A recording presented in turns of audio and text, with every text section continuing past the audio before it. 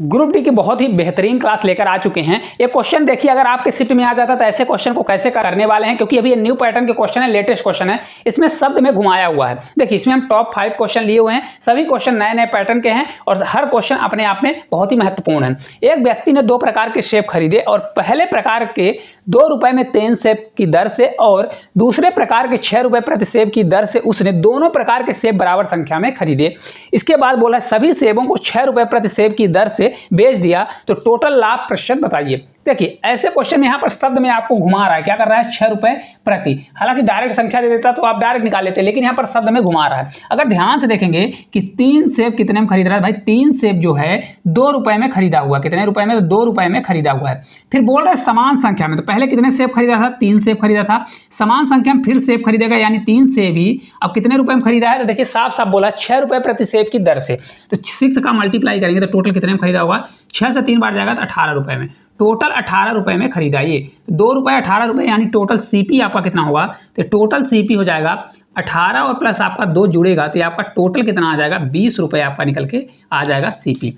अब selling price आप निकाल लीजिए। सेलिंग प्राइस क्या बोल रहा है कि टोटल सेब को कितने रुपए के हिसाब से बेच रहा है, 6 रुपए प्रति सेब की दर से बेच रहा है। तो टोटल सेब कितने थे भाई, पहले 3 सेब था, फिर 3 सेब को उसने बेचा था, टोटल 3 3 कितना हो गया, 6 हो गया। तो 6 सेब को 6 रुपए के हिसाब से बेचा तो टोटल कितना आ गया, 36 रुपए निकल के आ गया। अब आप खुद बताइए, 20 रुपए का खरीदा और 36 रुपए में बेच दिया, यानी 16 रुपए का प्रॉफिट हुआ। किस पर हुआ, 20 रुपए पर 20 हमारा नीचे जाएगा, परसेंटेज के लिए 100 से मल्टीप्लाई करेंगे तो 20 से 5 बार 16 पंचे 80, तो टोटल कितना प्रॉफिट हो गया, 80% का प्रॉफिट हुआ। और यही इस क्वेश्चन का हमारा राइट आंसर होगा। ऑप्शन नंबर जो बी है हमारा राइट आंसर होगा। देखिए 2026 का आरआरबी जेईई का क्वेश्चन है, बहुत प्यारा क्वेश्चन है। ठीक है, चलिए आगे चलते हैं।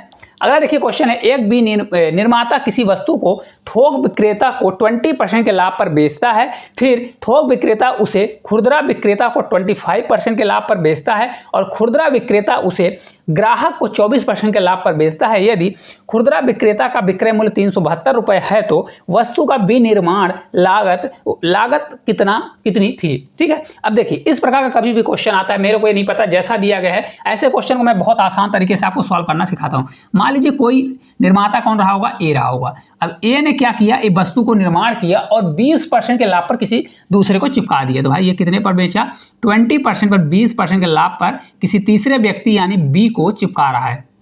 ध्यान से देखिए, एक एक आपका मन में डाउट जो होगा सब क्लियर हो जाएगा।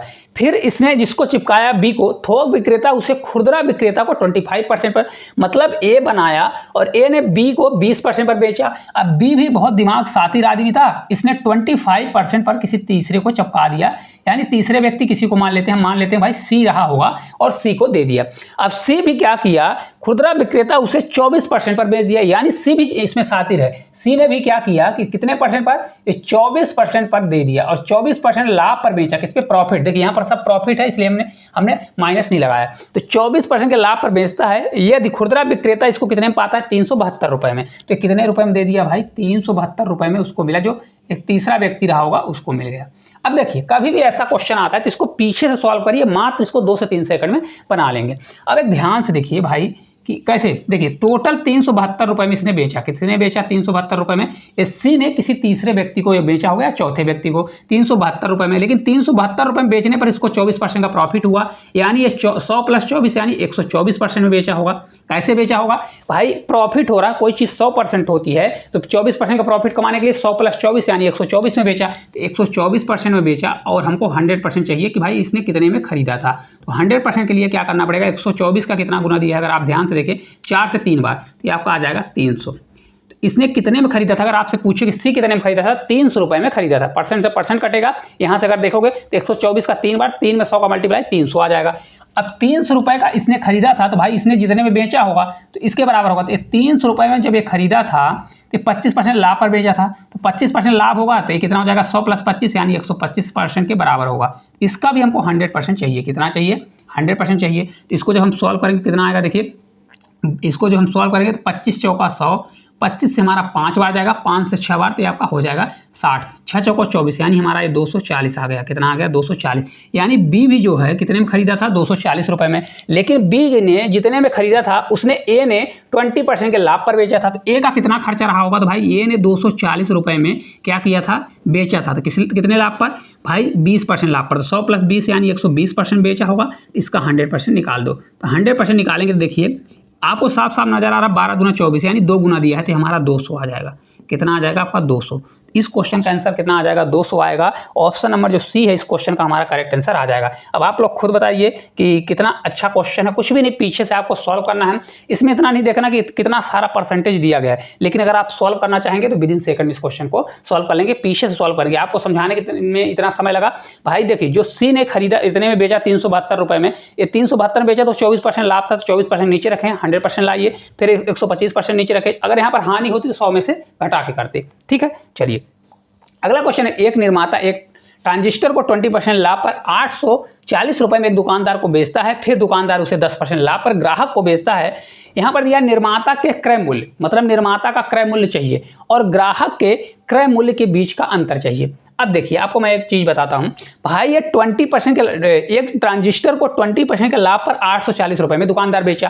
तो अगर निर्माता जो है भाई 840 रुपये में बेचा है तो 20% का प्रॉफिट हुआ। तो पहले इसका क्रय मूल्य, क्योंकि क्रय मूल्य का अंतर पूछ रहा है, तो निर्माता का क्रय मूल्य क्या होगा? तो CP बराबर आपका हो जाएगा, टोटल कितना था? 840 रुपये टोटल मूल्य था, और 840 रुपये का क्या किया उसने? 20% का लाभ पर बेचा। तो 100 + 20 यानी 120% में बेचा होगा, तो हमको 100% चाहिए। ठीक है, परसेंट हम इसलिए नहीं लगाते, फालतू का लिखना है, परसेंट से परसेंट कट जाता है। तो इसको जब हम सॉल्व करेंगे कितना आएगा? देखिए 12 से आपका कितनी बार जाएगा? 7, वास्ते 84 होगा, है ना? तो 7 बार जाएगा तो ये आपका आ जाएगा 700। कितना आ गया आपका? ये 700 निकल के आ गया। देखिए 12 से 7 बार, 1 0 से 1 0 कैंसिल, 700 हो जाएगा।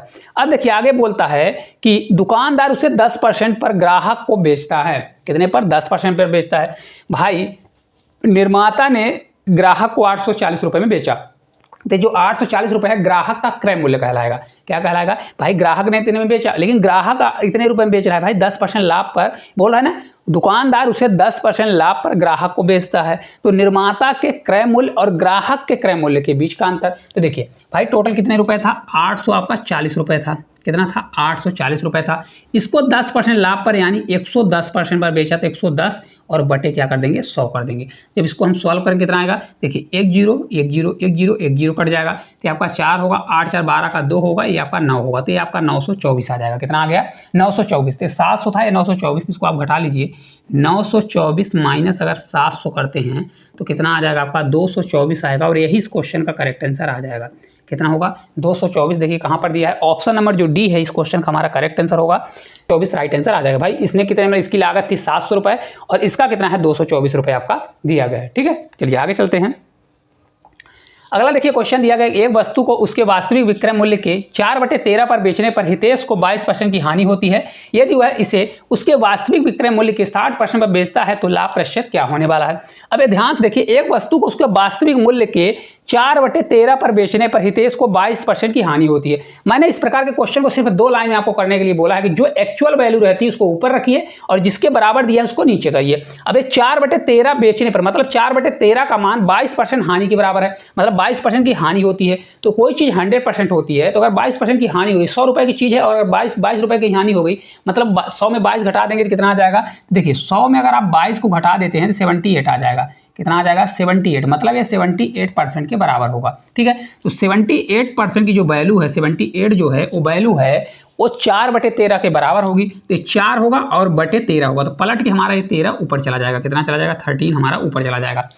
यदि वह इसे उसके वास्तविक विक्रय मूल्य के 60% पर बेचता है। कितने पर बेचता है? 60%। देखिए 60% लाभ नहीं है, वास्तविक विक्रय मूल्य के 60% पर बेचता है। तो वास्तविक हमारा विक्रय मूल्य निकलेगा, क्योंकि 13 है ना, देखिए 13, 4/13, अगर उसका विक्रय मूल्य टोटल 13 रहा होगा तो 4 रुपये में बेचता है, तो 4/13 हो गया। ठीक है, तो ये हमारा वास्तविक विक्रय मूल्य हो गया, तो उसका 60% पर बेचता है। 60% कितना होगा? 60%। पर हमारा 60% है, 60% था तो 60 बटे हम क्या कर देंगे? 100 कर देंगे। जब इसका आप पूरा मल्टीप्लाई करोगे तो आपका आ जाएगा, कितना आएगा यहाँ पर देखिए 152.10 आएगा। कितना आएगा? 152.10 आएगा, लेकिन 100 नीचे है तो 100 हमारा नीचे जाएगा, तो टोटल ओवरऑल कितना हो जाएगा? दशमलव लगेगा, तो आपका आ जाएगा 152 दशमलव कितना आ जाएगा?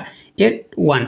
ठीक है, इतने % आने वाला था। अगर आप ध्यान से देखें कि अगर ओवरऑल उसको कितना हो रहा है 152.1% हो रहा है, इतने % लाभ पर बेच होगा। तो अगर इतने में बेचा होगा तो कोई चीज़ 100% होती है। तो सीपी हमारा 100% होता है, 152 में बेचा गया तो प्रॉफिट इसमें कितना होगा, 100 से कितना ज़्यादा है, 52.1% का इसमें प्रॉफिट हुआ होगा। तो करेक्ट आंसर कौन सा हो जाएगा, ऑप्शन नंबर ए जो हमारा राइट आंसर होगा। देखिए एनटीपीसी सीबीटी 1 का क्वेश्चन है। देखिए कैसे करना था मैं आपको बता देता हूँ। एक वस्तु को उसके वास्तविक विक्रय मूल्य का 4/13 पर बेचने पर कितने बेचा गया है, 4/13। तो एक्चुअल वैल्यू को देखिए 100 में से 22 घटाएंगे तो 78 आएगा, ये 4/13 के बराबर होगा। फिर इसका 60% के लिए 60/100 करेंगे, सॉल्व करेंगे तो आपका इतना आएगा, मल्टीप्लाई करोगे तो 152.1% आएगा। तो जब 100 से इसको घटाएंगे तो 52.1% हो जाएगा। ठीक है, चलिए आज का हमारा लास्ट क्वेश्चन है। एक व्यक्ति ने 8 रुपये प्रति 9 पेन तथा 8 रुपये प्रति पेन की दर से 2 प्रकार के पेन खरीदता है। यदि उसने दोनों प्रकार के पेन को बराबर संख्या में खरीदा, सेम क्वेश्चन है, थोड़ा भाषा को चेंज किया। 8 रुपये प्रति 9 पेन खरीदा, कितना पेन खरीदा, ध्यान से अगर आप देखेंगे 9 पेन खरीदा है कितने रुपए में, तो ये आपका 8 रुपये में खरीदा। रुपए वाले को मैं रुपए लिख देता हूँ। और सेम पेन कितना पेन है, 9 पेन, 9 पेन ही कितने रुपए में फिर और खरीदा है, तो देखिए बोल रहे हैं 8 रुपये प्रति पेन। तो 8 से मल्टीप्लाई करेंगे तो हमारा कितना आ जाएगा, 9 से 8 बार आपका 72। तो सीपी की हम बात करेंगे, टोटल सीपी कितना आ गया, तो सीपी पहले 8 रुपये खर्चा किया था और अब कितना खर्चा कर दिया, 72 रुपये। तो ये कितना हो जाएगा हमारा, टोटल 80 रुपये का उसने खर्चा कर दिया। फिर उसने सभी पेन को 6 रुपये प्रति पेन की दर से बेच दिया। तो टोटल अब पेन 9 बस नहीं होगा, देखिए पहले 9 पेन बेचा फिर 9 पेन बेचा, तो टोटल कितने पेन आ गए, 9 9 18। तो आपके 6 रुपये के हिसाब से टोटल 18 पेन बेचा, तो ये आपका क्या आ जाएगा, एसपी यानी सेलिंग प्राइस उसका आ जाएगा। तो 18 से 5 बार 90, 18 से 6 बार ले जाएंगे तो 108 होता है। कितना हो जाएगा, 108 आ गया। तो अब आप खुद बताइए 80 रुपये की चीज़ को 108 रुपये में बेच दिया तो कितने का प्रॉफिट हुआ, तो भाई प्रॉफिट आपका आ जाएगा 28 रुपये का प्रॉफिट हुआ। किस पे प्रॉफिट हुआ, 80 रुपये पर। तो 80 को नीचे ले जाएंगे, परसेंटेज के लिए 100 से मल्टीप्लाई करेंगे, 20 से आपका 5 बार जाएगा और 20 से आपका 4 बार, 4 से 7 बार, तो 7 से 5 बार आपका 35%। इस क्वेश्चन का राइट आंसर कितना आ जाएगा, 35% आएगा। और यही इस क्वेश्चन का करेक्ट आंसर होगा जो कि ऑप्शन नंबर ए में दिया गया है। तो ऑप्शन नंबर ए इस क्वेश्चन का करेक्ट आंसर हो जाएगा। अगर इस प्रकार का आपको क्वेश्चन आपके शिफ्ट में आता है तो उम्मीद करते हैं सभी क्वेश्चन आपसे बन जाएगा। देखिए आरआरबी एलपी सीबीटी 1 का क्वेश्चन है। तो आपको ये क्लास किस प्रकार से लगी, अगर अच्छी लगती है तो प्यारा सा कमेंट करिए और चैनल पर नए हैं तो चैनल को सब्सक्राइब करिए।